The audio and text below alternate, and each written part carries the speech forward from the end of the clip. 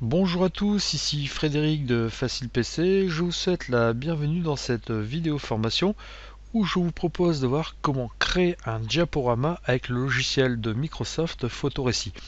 Photorécit est un logiciel gratuit qui à la base était prévu pour Windows XP mais qui fonctionnera très bien sous Windows Vista, sous Windows 7 ou sous Windows 8. Et vous allez voir que très facilement on peut arriver à des résultats convaincants avec ce logiciel. Alors, pour utiliser Photorécit, nous allons commencer par le télécharger. Je vais lancer mon navigateur internet. Je vais me rendre donc sur le site de Google pour faire la recherche. Et une fois que vous êtes sur Google, c'est très simple. Vous tapez Photorécit, vous validez avec la touche Entrée de votre clavier. Et ce que nous allons faire, c'est que nous allons aller le télécharger sur le site de Microsoft. Nous allons prendre le deuxième lien, donc Download Microsoft Photorécit 3 pour Windows XP. Donc je clique sur ce lien. Donc je vais être redirigé automatiquement vers le site de Microsoft. Donc encore une fois, c'est pour XP, mais n'ayez pas peur. Donc il fonctionnera très bien avec Vista 7 et 8.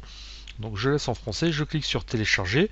Le logiciel va être téléchargé. Vous voyez, c'est très rapide. Il fait 3 mégas 2, ce qui est très peu de nos jours.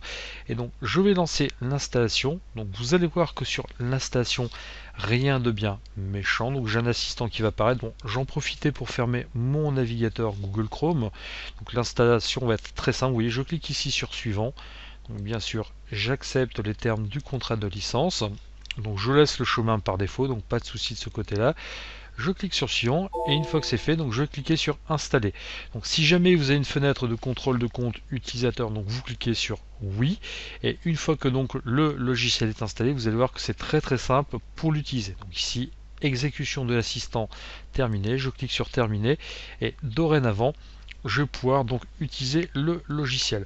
Alors sous Windows 7, vous auriez une icône qui serait créée sur le bureau. Donc pour les utilisateurs de Windows 8, il suffit donc tout simplement de lancer la zone de recherche. Donc là dans la zone de recherche, vous tapez photo récit. Donc vous voyez ici c'est mon premier choix. Donc je vais cliquer ici et vous voyez que donc la fenêtre d'utilisation de photo récit va apparaître.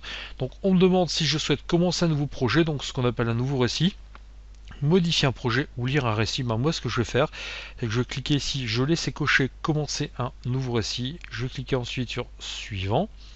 Ensuite, on va me demander d'importer des images. Alors c'est très simple, je vais cliquer ici sur ce bouton importer et par défaut, donc vous voyez, le logiciel va aller dans votre bibliothèque d'images. Donc si vous souhaitiez importer des images d'un autre dossier, donc ce serait à vous d'aller rechercher sur le disque dur de votre ordinateur les fichiers désirés. Donc je vais tout sectionner, donc ces photos. Alors pour toutes les sectionner, donc c'est très simple, hein. Vous positionnez le curseur de votre souris en dessous de la dernière, vous maintenez le bouton gauche de votre souris enfoncé, vous sectionnez toutes les photos jusqu'à ce qu'elles soient encadrées en bleu. Une fois que vous êtes tout sectionné, et bien vous lâchez comme ceci. Et maintenant, je vais cliquer sur ouvrir et automatiquement, donc toutes mes photos vont être importées. Donc après, mes photos sont dans un certain ordre si je souhaite, donc je peux très bien les modifier. Vous voyez cette photo de Paris, si je donc la sélectionne et que je la déplace à l'intérieur de mon diaporama, et bien automatiquement elle change de place. Cette photo donc d'un musée, et bien vous voyez, donc je la sélectionne, je la déplace, je vais la mettre ici, donc je peux très bien la mettre à cet endroit là. Donc vous avez vraiment la possibilité donc de modifier vos images comme bon vous semble, afin donc d'obtenir le diaporama qui va correspondre le plus à vos envies. Maintenant, une fois que vous avez fait ça, donc vous avez la possibilité d'appliquer certains réglages à vos photos. Alors, ce qui est un peu dommage, c'est qu'il faudra effectivement faire la modification image par image. Vous voyez, par exemple ici, j'ai sélectionné cette photo. Cette photo, je souhaite la corriger. Et bien, vous voyez, quand je vais sélectionner, elle apparaît dans ma visionneuse, hein. Et si je clique ici, vous voyez, je peux très bien corriger les niveaux de couleur. Autrement dit, ça va optimiser donc ma photo. Si j'estime que ma photo était un peu fade, je peux très bien cliquer ici automatiquement. Celle-ci sera optimisée. Je peux très bien donc cliquez ici pour corriger l'effet yeux rouge. Alors l'effet yeux rouge ici je ne vais pas le faire, ce n'est donc nécessaire, ce n'est utile que sur un portrait. Votre photo, donc vous pouvez très bien la faire pivoter, donc comme ceci, donc à droite, à gauche, donc comme bon vous semble. Vous voyez ici, si je clique sur ce bouton, ce sera pivoté à droite, alors qu'ici je vais cliquer sur pivoter à gauche. Je peux aussi donc modifier, donc vous voyez les photos. Donc là on a vu qu'on pouvait donc faire pivoter et rogner. Alors si je coche ici rogner, je peux très bien donc vous voyez ne sectionner qu'une partie de ma photo. Alors si vous ne souhaitiez donc effectivement montrer qu'une partie de votre photo, vous pourrez très bien utiliser donc cette fonctionnalité. Bon moi je vais décocher étant donné que je veux utiliser la photo en entier. Si je clique ici sur corriger automatiquement, et bien vous voyez que on peut très bien activer certaines corrections. Donc je peux très bien activer la correction du contraste. Ici par défaut c'est désactivé. Si je coche sur activer, et bien automatiquement donc la correction du contraste sera activée. Et je peux très bien aussi, si je le souhaite, vous voyez, corriger l'effet du rouge. Donc après ce sera vraiment à vous à utiliser en fonction donc de vos besoins, et vous avez vraiment la possibilité donc de faire ça pour chacune de vos photos. Si vous cliquez maintenant sur l'onglet ajouter un effet, donc vous allez pouvoir ajouter un effet donc à votre photo ou à vos photos. Donc contrairement aux autres fonctionnalités du logiciel, eh bien cette fonctionnalité effet sera duplicable sur l'ensemble des photos. Par exemple, vous voyez, je peux très bien sélectionner un effet aquarelle, donc voilà, ça peut avoir un effet assez sympathique. Vous avez d'autres effets, par exemple crayon coloré, ça va vous permettre de modifier vos photos. Ensuite, par exemple un effet estompé, vraiment d'adapter en fonction de vos besoins. Ici un effet négatif, donc ça peut faire un effet un peu bizarre, ou un effet sépia. Et vous voyez, si je coche ici cette case, appliquer l'effet sélectionné à l'ensemble des images du récit, et bien automatiquement s'appliquera tout ça donc à toutes les images. Donc bien sûr, pour que ça prenne effet, il faut ensuite que vous cliquez sur enregistrer, et vous allez voir que automatiquement, et bien toutes les photos que je viens donc de modifier, une fois que c'est fait, vous cliquez sur fermer, bien sûr, vous voyez que toutes mes photos automatiquement ont été modifiées avec l'effet sépia.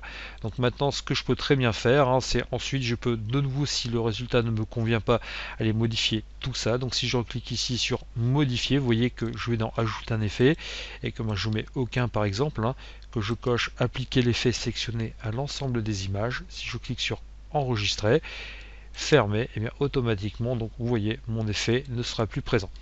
Donc après les effets, faites attention parce que ça peut avoir son charme, parfois ça peut faire un peu kitsch. Donc après à vous à utiliser en fonction de vos goûts et de vos humeurs. Vous avez une autre rubrique ici, supprimer les bordures noires. Vous voyez, si je clique sur supprimer les bordures noires, et bien ce qui va se passer, c'est que photo récit va tenter donc de recadrer votre image, de la redimensionner afin que celle-ci prenne tout l'écran. Donc vous voyez cette photo de Béja en Tunisie, et bien par défaut, comme elle avait un format un peu 16/9, et bien il y avait des bandes noires. Et bien là, le logiciel donc l'a recadré pour éviter justement qu'il y ait ce phénomène de bande noire, pour que la photo prenne l'ensemble de l'écran. Donc après à vous à voir si le résultat donc vous satisfait ou non. Donc après vous avez toujours aussi la possibilité, donc vous voyez, de tenter un recadrage manuel, mais ici donc vous voyez que j'étais un tout petit peu trop loin. Donc pour recadrer la photo, donc vous avez la possibilité d'utiliser ces poignées. Donc après donc à vous à utiliser en fonction de vos besoins. Donc là le résultat me satisfait, donc là je cliquerai sur oui tout simplement. Et vous allez voir que automatiquement donc photo récit va faire ça pour chacune de mes photos. Donc après je vais cliquer ici sur oui pour tout. Je vais faire donc confiance au logiciel afin que celui-ci donc permette justement, je vais cliquer sur OK, donc recadre l'ensemble de mes photos afin qu'il n'y ait plus cet effet donc bande noire. Vous voyez, une fois que vous avez fait ça, et bien vous pouvez passer à l'étape suivante, et nous allons cliquer ici sur suivant tout simplement. Et une fois que j'ai cliqué sur suivant, et bien je vois que je peux ajouter un texte. Alors ici je vais mettre un texte, je ne vais pas être original, je vais mettre tout simplement facile PC. Donc ensuite ce texte, vous voyez que je peux très bien donc le modifier. Donc je peux très bien, si je ici clique sur ce petit bouton, le mettre à gauche, je peux très bien le mettre à droite donc de mon écran. Je peux le mettre en haut, je peux le mettre au milieu, je peux le mettre en bas. Je peux changer la police du texte, par exemple ici je vais mettre je ne sais pas, celle-là, cette police là, Mignonne Pro. Donc je vais mettre une taille moyenne, une taille de 22, style moyen, pardon, une taille de 22. Ensuite je vais mettre un coloris par exemple rouge, et je vais cliquer sur OK, et vous voyez que automatiquement ma photo donc s'est vue appliquer un texte. Donc ensuite je peux faire ça pour chacune de mes photos. Donc encore une fois, ici à cet endroit, je peux, si je le souhaite, donc ajouter un effet. Donc on l'a vu qu'on pouvait le faire précédemment. Vous pouvez donc le faire de manière unitaire, et vous pouvez donc modifier votre diaporama comme bon vous semble. Alors moi ça me satisfait, donc ce résultat me satisfait. Donc ce que je vais faire maintenant, c'est que je vais cliquer ici tout simplement sur suivant. Et maintenant, une fois que j'ai cliqué sur suivant, je vais pouvoir donc personnaliser l'animation. Je vais pouvoir donc ajouter des effets. Vous voyez, si je clique ici sur personnaliser l'animation, eh bien, je vais pouvoir donc définir des animations, donc donc des petits zooms sur mes photos, et je vais pouvoir donc soit choisir une durée automatique donc pour ces animations, soit décider que ces animations donc doivent durer un certain temps. Donc vous voyez là actuellement, donc si je clique ici sur durée d'affichage de l'image donc en secondes, 5 secondes, et eh bien ce qui va se passer c'est que mes photos apparaîtront 5 secondes à l'écran.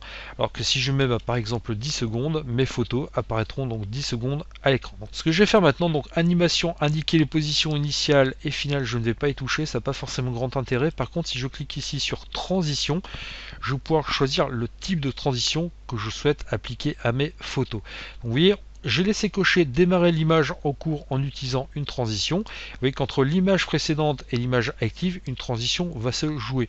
Une transition, c'est un effet qui va vous permettre d'afficher votre image de manière bien plus sympathique. Vous voyez que dans la rubrique transition, eh bien, j'ai la possibilité donc de choisir tout un tas de transitions, alors que ce soit donc sortie à droite, sortie à gauche, forme en V. Donc vous avez vraiment tout un tas de possibilités. Donc ce sera à vous à choisir en fonction de vos besoins.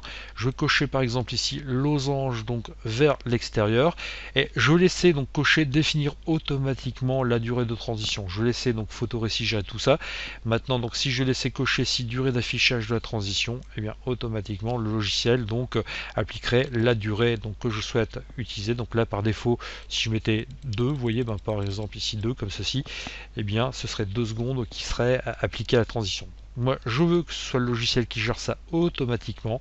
Donc je vais laisser cocher définir automatiquement la durée de transition, et j'ai la possibilité, vous voyez, si je clique ici sur aperçu, d'avoir un aperçu. Si je clique ici sur aperçu, eh bien automatiquement on va m'indiquer donc ce que me donne le montage que je viens de créer. Donc là je vois que tout à l'heure j'ai mis 10 secondes, donc nous allons arriver à la deuxième image. Alors là vous pouvez vous rendre compte que je n'ai pas mis de transition sur la deuxième photo, donc c'est pour cela que la transition donc losange vers l'extérieur n'est pas apparue. Donc ici je vais cliquer sur enregistrer. Si je veux mettre une transition, il faut que je répète donc l'opération sur chacune de mes photos. Donc vous voyez par exemple si je sélectionne ici donc ma photo de la Côte d'Opale, que je clique sur personnaliser l'animation, donc comme tout à l'heure je vais mettre une durée d'affichage donc de 10 secondes, donc je peux faire ça donc pour chacune des photos. Je vais essayer d'aller dans transition, et cette fois-ci ce que je vais faire c'est que je vais mettre plutôt cette transition ci, vous voyez, page ourlet gauche.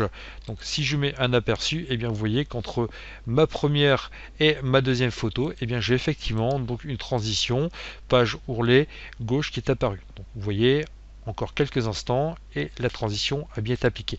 Donc, et ainsi de suite. Donc vous pouvez faire ça pour chacune des photos et vraiment personnaliser votre diaporama. Alors bien sûr, à chaque fois que vous faites une modification, n'oubliez pas de cliquer sur enregistrer afin que votre réglage soit bien pris en compte. Je vais ici fermer tout ça. Et une fois que vous avez fait cela pour chacune des photos, eh bien vous n'avez plus qu'à cliquer sur suivant, et on va vous proposer donc d'ajouter une musique à votre diaporama. Alors si vous cliquez ici sur sélectionner une musique, eh bien par défaut donc vous êtes redirigé vers la bibliothèque musique de Windows. Encore une fois, si vous le souhaitiez, il faudrait que vous alliez rechercher donc sur le disque dur de votre ordinateur si le fichier que vous souhaitiez utiliser n'était pas présent dans votre bibliothèque de musique. Donc il faudrait que vous alliez sur le disque dur rechercher le fichier en question. Donc ici, je vais prendre donc ce fond sonore, ce qui va me permettre donc de sonoriser mon diaporama. Donc j'ai tout un tas d'informations dessus. Bon, finalement, si je n'en veux plus, je peux très bien cliquer ici sur supprimer la musique, ou je peux alors très bien ici créer une musique. Donc vous avez un éditeur de création de musique. Donc je vous laisserai découvrir tout ça pour ceux qui veulent s'aventurer donc dans la création de musique. Mais moi donc je vais laisser cette bande son, je vais mettre donc le volume à niveau élevé, et si je souhaite voir ce que ça donne, et bien je vais tout simplement cliquer ici sur aperçu. Et vous voyez que automatiquement mon diaporama démarre, la musique est jouée et les transitions que j'ai appliquées vont être jouées aussi. Donc vous voyez que ça donne un effet plutôt sympathique, ce n'est franchement pas compliqué, et ça va vraiment vous permettre de personnaliser vos diaporamas photos. Alors j'en profite donc pour fermer le diaporama pour que nous entendions un tout petit peu mieux. Et ensuite, une fois que j'ai fait ça, je vais cliquer tout simplement sur suivant. Et là, je vais arriver donc à la phase d'exportation donc du projet. Alors, votre projet, pour pouvoir l'exploiter, vous allez pouvoir donc l'exporter dans différents formats. Vous allez très bien pouvoir l'enregistrer pour le lire sur votre ordinateur, ou pour l'envoyer, donc vous voyez, par message électronique, ou pour pouvoir le lire sur divers appareils portables.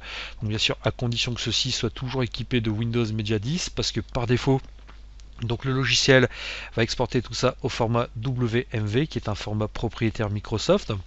Moi, ce que je vais faire, c'est que je vais laisser cocher enregistrer votre récit pour pouvoir le lire sur votre ordinateur. Et ensuite, ce que je vais faire, c'est que je vais cliquer ici tout simplement sur parcourir. Donc quand je vais cliquer sur parcourir, vous voyez que par défaut, donc on va me proposer de sauvegarder donc le projet sur le disque dur de mon ordinateur, mais par défaut ce sera donc dans le répertoire vidéo. Donc on va me demander de lui donner un nom explicite, donc je vais mettre mon diaporama. Donc après, à vous à personnaliser en fonction donc de vos besoins. Donc je clique ici sur enregistrer, et maintenant avant donc d'exporter mon projet, ce que je vais faire, c'est que je vais cliquer ici sur paramètres. En cliquant sur paramètres, je vais pouvoir donc tout simplement choisir les paramètres d'export donc pour la vidéo. Je vois que par défaut donc on me propose différents paramètres d'export donc dans différentes résolutions. Donc je peux très bien choisir d'exporter ma vidéo mon diaporama pour créer des CD vidéo, pour créer des DVD, donc pour pouvoir exporter ça vers la messagerie. Moi, comme je disais tout à l'heure, je souhaite exporter sur un ordinateur, et je vois que donc ordinateur, j'ai tout simplement 4 profils. Donc ça va donc du profil 320 par 240 au profil 1024 par 768. Donc je prends le profil 1024 par 768 qui est donc le profil le plus important donc proposé par Photorécit. Ça me permettra d'avoir une vidéo de meilleure qualité. Bon, la vidéo sera de meilleure qualité mais prendra plus de poids sur le disque dur de mon ordinateur. Et une fois que j'ai fait ça, je vais cliquer ici sur OK. Une fois que j'ai cliqué sur OK, je n'ai plus qu'à cliquer maintenant sur suivant, et automatiquement Photorécit va me créer la vidéo.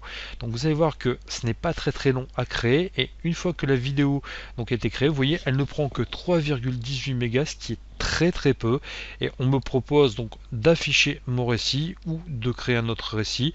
Donc moi, ce que je vais faire, c'est que je vais cliquer sur afficher votre récit donc pour pouvoir lire la vidéo.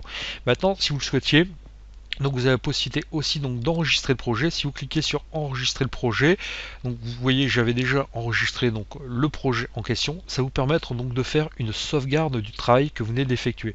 Autrement dit, quand vous cliquez sur enregistrer le projet, ça ne va pas exporter votre vidéo, mais ça va vous faire une sauvegarde donc des réglages et des paramétrages que vous avez fait. Comme ça, si vous ne pouvez pas exporter votre vidéo tout de suite, ou alors donc si vous souhaitez faire des modifications, vous n'aurez pas besoin de recréer donc le diaporama en entier. Donc enregistrer le projet peut être une très bonne alternative afin de revenir sur votre travail dessus.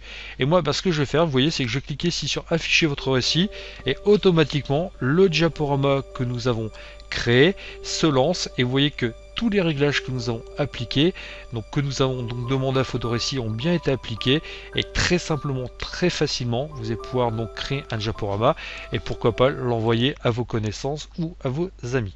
Alors comme nous avons vu, donc on peut très bien lancer la vidéo depuis Photorécit. Donc je vais fermer le logiciel, et vous allez voir que si je passe maintenant donc dans ma bibliothèque de vidéos sur le disque dur de mon ordinateur, eh bien la vidéo mon diaporama est bien présente ici, et je peux donc très bien effectivement l'exploiter et m'en servir très simplement, très facilement.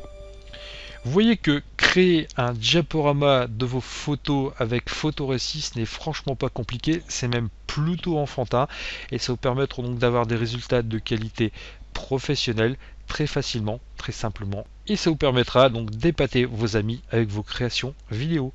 Je vous remercie de votre attention, et je vous dis à bientôt sur une prochaine vidéo formation. Au revoir.